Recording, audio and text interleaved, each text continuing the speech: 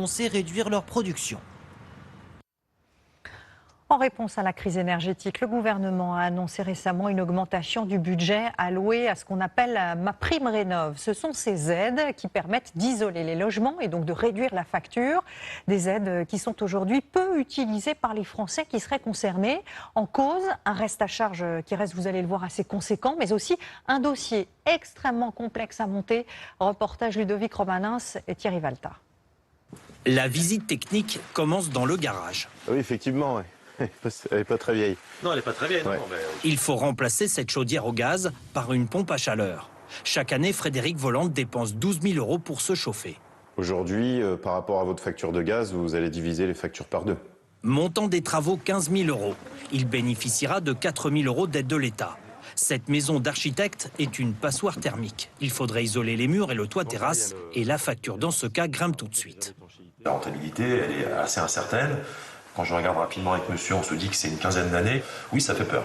Améliorer partiellement sa maison. Chez le numéro 1 de la rénovation énergétique, c'est 90% des demandes. Au téléphone, les propriétaires n'ont pas toujours les moyens de faire les travaux nécessaires. Les aides sont aussi un frein pour eux. Pas claires, pas suffisantes et pas assez adaptées. C'est compliqué pour les gens, c'est même difficile pour nous de suivre tous les changements. L'aide dépend des travaux que vous voulez réaliser, elle dépend de où vous habitez, elle dépend de combien vous gagnez. Et parfois, en fait, à la fin, on ne la touche pas parce qu'il y a des critères à respecter. Comme par exemple faire appel uniquement à une entreprise labellisée RGE. Demander les aides avant d'avoir signé un devis. Établir une facture conforme au devis initial. En cas d'erreur, les aides sont refusées. Une pression supplémentaire sur un chantier global comme celui-ci. Isolation des murs par l'extérieur avec des panneaux de fibres de bois. Installation d'une pompe à chaleur. Les ouvriers travaillent ici à tous les étages. La maison de Nathalie Campion sera en travaux durant 2 semaines. Coût total, 43 200 €. En déduisant les aides, il lui reste à payer 27 600 €.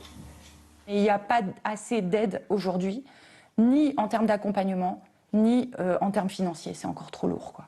Et c'est indispensable. Et ça peut faire baisser les bras. Oui, complètement. Une rénovation pourtant nécessaire. La maison, en parpaing, date de 1959. Elle passera de la classe énergétique G à B. Une installation globale, rentable au bout de 15 ans. Réduire drastiquement les consommations d'énergie, c'est ce qu'on cherche. Plutôt que de produire d'une autre manière l'énergie, on préfère effectivement l'économiser, comme ça il y a moins de problèmes.